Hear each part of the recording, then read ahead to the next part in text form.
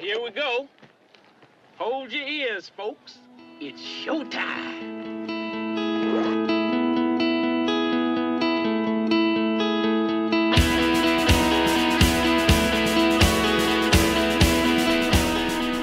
I've been doing this show for a long time now, and through all the incarnations that we've gone through many times on the show, back of Pack Endurance and Ironman Year One, and a little bit of Fat Slow Triathlete. The one thing that's always stayed relevant, I guess is the right word, or the only word I can use, is the argument over sugar.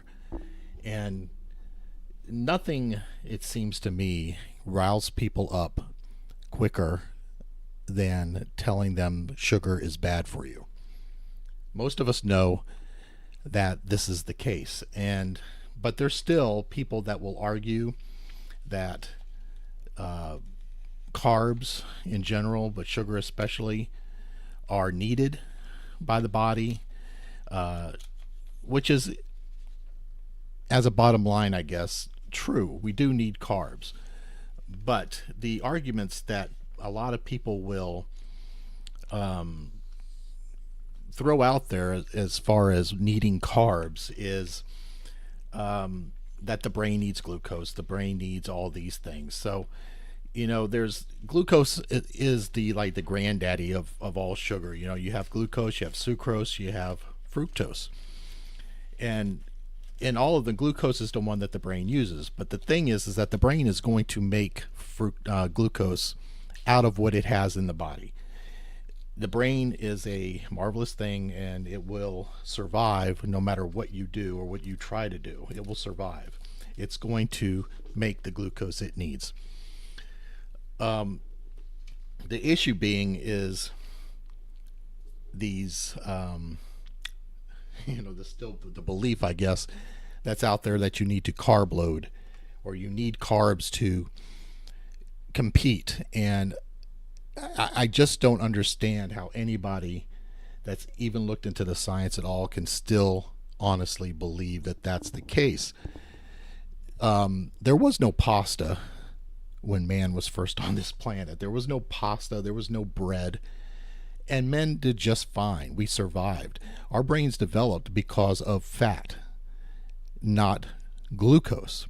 The body made the glucose it needed to develop our brains, but it got that from our high fat diets, our high, not to make vegans or vegetarians mad, but because we ate red meat, because we ate, all the things that naturally occurred in nature.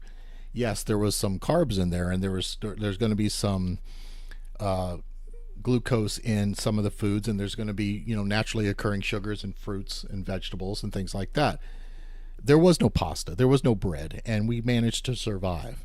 So why is it all of a sudden that a marathoner needs to eat carbs in order to get through a 26-mile run? Where did that belief come from? And it's so ingrained in us that people will get mad, or they will get angry at you if you even suggest that you can run a marathon and eat no carbs. Even when it's proven over and over again, especially recently with many athletes doing just that.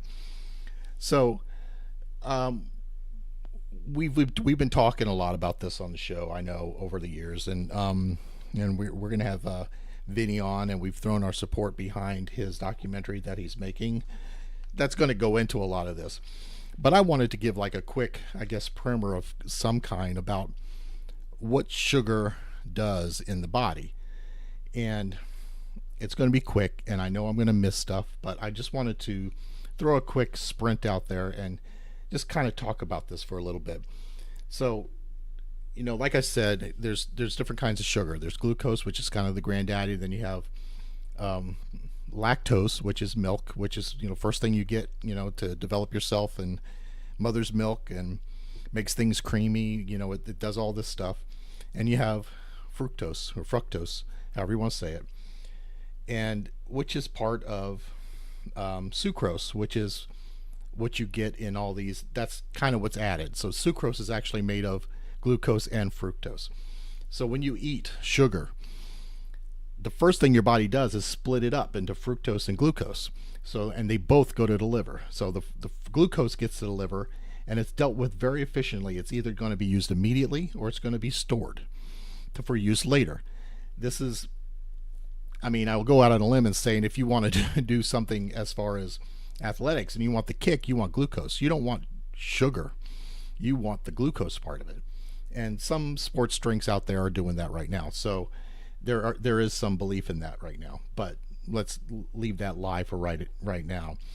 So as far as fructose, but fructose goes to the liver, and the liver really has no system to regulate it because there's really no natural fructose like that in nature. So the body is not equipped to handle this fructose.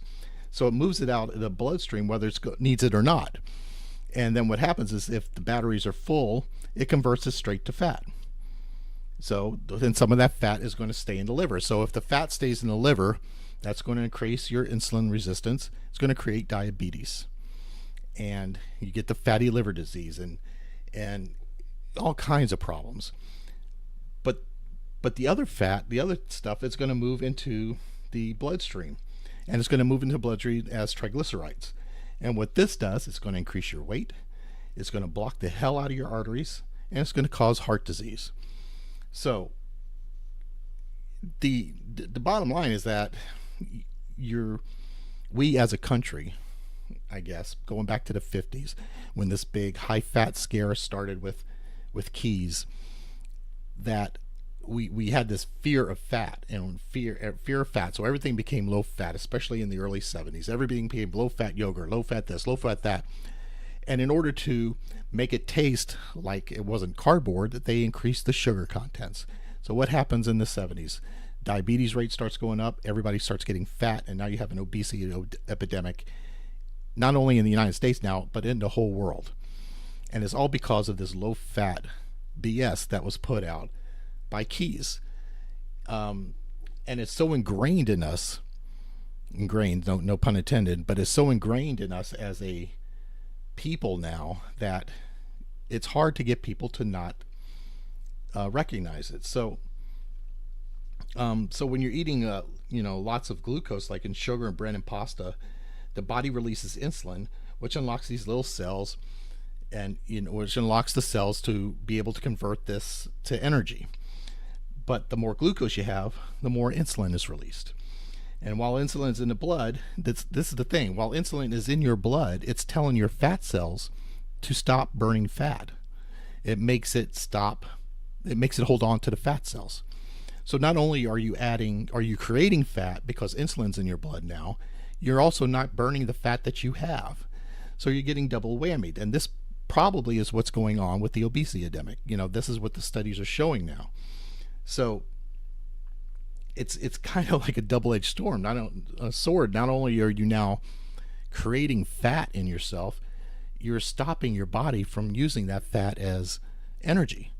And the whole issue with ketosis and no sugar, no grains and paleo even is to teach your body to kind of get into those fat storage cells, not have the sugar in your system to burn. So your body has to learn how to get into those cells and release that fat cells. Because I'm telling you, this is not the fat that's just under the skin. This is the deep fat that's around your organs that causes you to die. And this is the scary thing, and this is the hard stuff to lose. I can attest to that. It is hard to lose this stuff. So you can't burn fat when insulin is in your system burning sugar. So you need to stop eating sugar. You need to stop putting processed additional sugar into your system that doesn't occur naturally in foods. And it really is as easy as that, guys. And we're going to talk more about this on the show. We're going to have Vinny on again. We're going to be talking more about the documentary as it gets made. I am sure we'll have Vinny on more.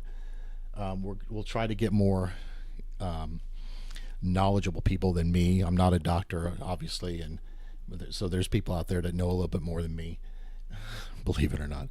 And we'll get them on and try to make sense of this. But the argument that if you go away from nothing from this little sprint, just go away with this. The argument that you need carbs to do endurance sports is wrong.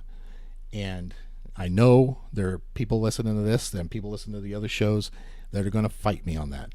But it's wrong. And I will just leave you at that. And we'll see you on the next one.